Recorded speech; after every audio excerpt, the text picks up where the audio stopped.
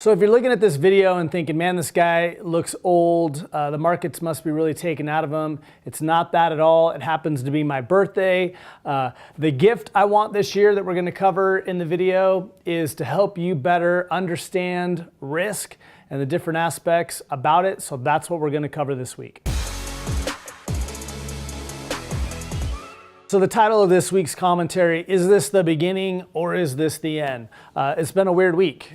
Started off with Monday being the last day of the year, which for me at least was a mind trip. And of course, if you're reading headlines out there or looking at market returns, you might be asking yourself, is this the beginning of another leg up in the market? Or if you're reading a lot of the headlines, is this the end of the world? The reality, of course, it's probably neither of those exactly.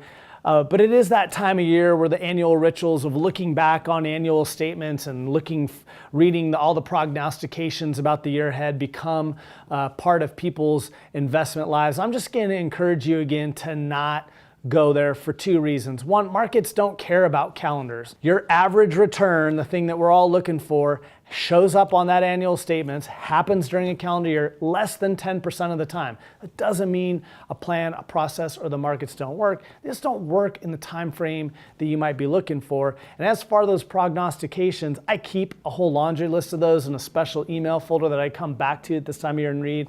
And I'll sum up this way. Nobody knows. The ones I read from last year all kind of said about the same thing, which is a up single digit type return. That's not what we got, obviously. And it's not critical to be able to prognosticate, to have a process that can get you where you need to go. So what should we be focused on then? Well, I want to focus on risk, since that's what is on everybody's mind, defined in this case at least as volatility within the markets, to talk about how you view it, how you evaluate it, how you handle it, and for how you might be able to avoid or mitigate it. So that's what we're going to do in short order. These are themes that I really want to come back and readdress and unpack more. But here's the quick summary to keep in mind and to get ready for. So how do you view risk? Well, the industry, there's a whole bunch of industries predicated on hoping that you don't view risk with any type of historical context. Because if you don't do that and you just listen to your gut instinct, you're probably going to be prone to freak out, to buy into fear-led sales tactics,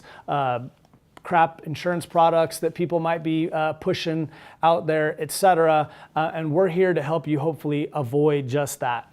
Here's some context real quick for you to think about. If you look at the S&P 500, people's stock part of their portfolios for most people, and you look at it over the last 50 years, it's only posted a negative return less than 20% of the time.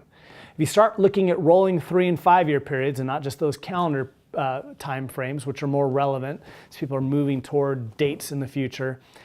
If you look at 3 years, it's been negative less than 12% of the time. If you look at rolling 5 years, it's been negative less than 4% of the time. And if you look at rolling 7 year periods, it's been negative only 2% of the time. Point being, press spends way too much time in ink. We perhaps spend way too much time and anxiety worrying about things that aren't going to happen that often, again, if we can be patient, if we can stick to a good process.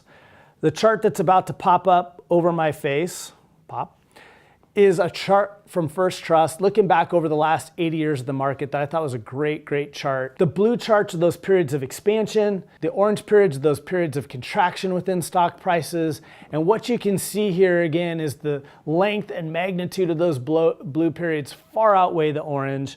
The average expansionary period in the market lasts 9 years and is a total return of 480%, whereas for those periods of contraction, they last just under a year and a half and on average are a drawdown of 41%.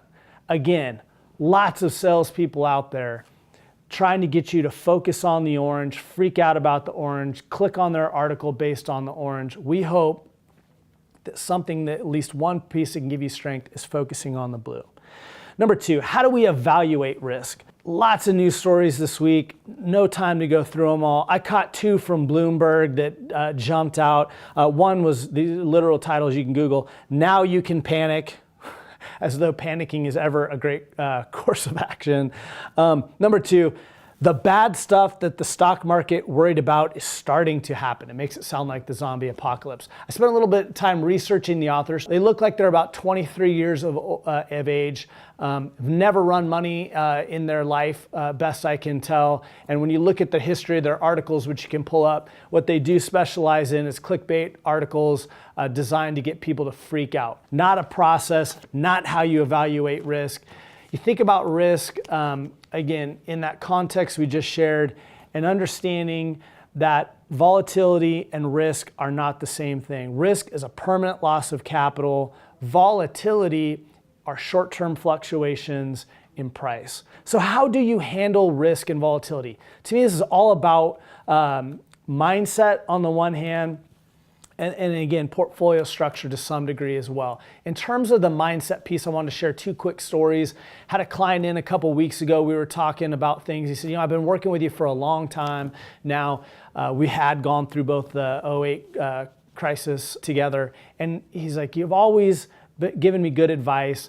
But he said, I'm shocked that I don't feel differently during these periods of market drawdowns. I still have a lot of anxiety, or they still make my gut kind of crunch up. And I said, yeah, but look at how you handle it. When we first met, this guy was constantly thinking about trying to go to cash and freak out. And I said, now you're not, right? Because you're employing a process. That emotion for all of us, again, doesn't change. We've said this countless times. It's how we're hardwired.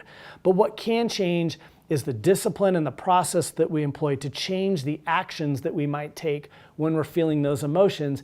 And it reminded me of a story that my colleague Charlie Katirikit shared with me about catching a practice round at the Masters.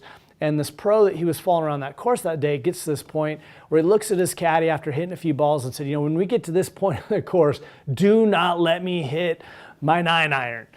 And the guy's like, got it. Why would this professional say that? Well, he understood that at that moment in time, there might be different emotions going through him, be they ego, be they anxiety, and that wasn't going to be the best time to be making a decision on the best course of action. But having thought about it while the cooler heads were prevailing and sharing that with a trusted partner who would be there for them during those moments was the type of thing that would lead to more constructive actions.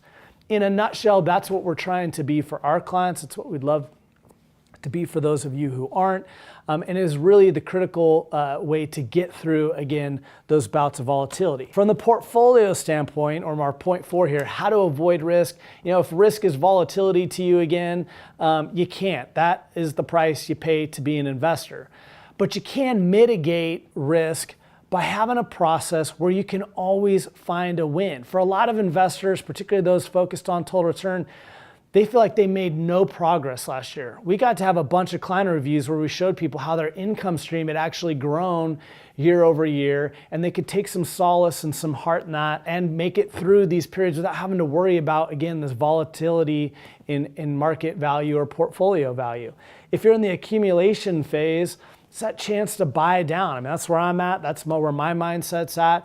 And for either of those investors, hopefully being diversified enough to be able to sell down, to be tactical, ironically, not with the aggressive parts, not getting in and out of the stock market, but being more tactical with the more conservative elements and using those to go be opportunistic for buying down those risk assets when they've gotten beaten up. Is this the beginning or is this the end? Well, it's both. Because everything's always a cycle. Try not to get too binary with things. Try to always understand that there's this constant duality or a myriad of different realities and different cycles that are at work, but none of those have to, or the ability to predict any of those don't have to be part of your process. This recent volatility, we hope, is a wake-up call on two fronts. One, to really say, do you have a process that can get you through those periods of time? Drawdowns and distribution phases don't mix. And so if that defines where you're at or you're soon to be at, understand that the days of relying on the S&P 500 and Apple to give you those double-digit returns that you can use to fund your retirement are over. And with that, reevaluating point 2, your risk tolerance to know, is this really in line with who you are and where you're at as an investor? I'll leave you with this quote from one of my favorite authors. Keep a little fire burning however small, however hidden. In this case for me, have that process, have that win, that thing you can hang on to and take comfort from, no matter how dark and stormy the times may be ahead. Thank you so much for joining us. We'll see you soon.